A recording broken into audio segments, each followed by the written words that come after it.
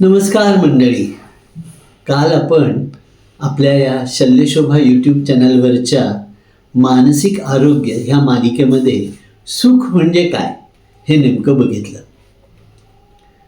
आज दुसरा शब्द आपण बघूया, ती यामधला आनंद. तुम्हाला एक गंमत सांगू.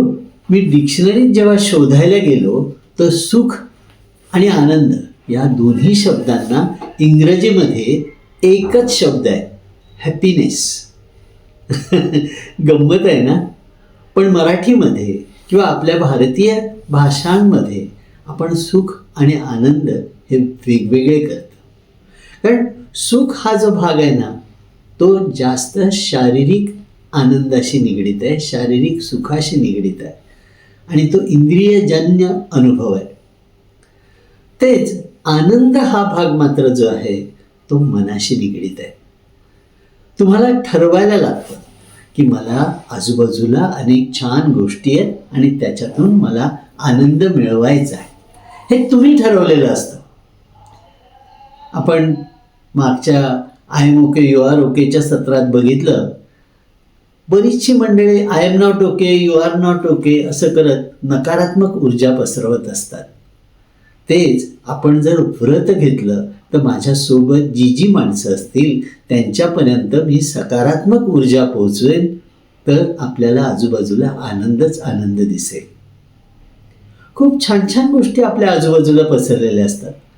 आपण थेट महाबळेश्वरला जातो आणि मग त्यानंतर तिथे सूर्योदयाचा आनंद घेतो. चाळीसगावला होत नाही का हो सूर्योदय? त्या सूर्योदयाच्या वेळचे अनेक रंग तुम्ही कधी अनुभवता का? सूर्यास्ताच्या वेळचे रंग अनुभवता का? तुमच्या गावातही होतोच सूर्योदय. एखादं छोटं मूल छान हसत असतं, आनंदानं बघत असतं ना.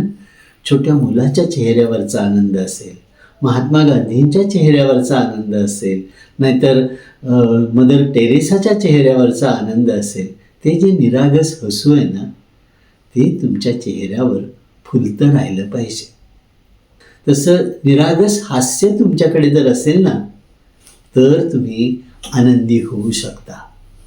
आणि हे आनंदी व्हायचं तुम्ही ठरवायला पाहिजे.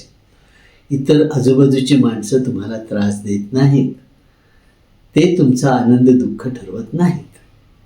कसा वाटला हा व्हिडिओ? लाईक करा, सबस्क्राईब करा आणि पुढचाही व्हिडिओ निश्चित बघा, जो देणार आहे समाधान.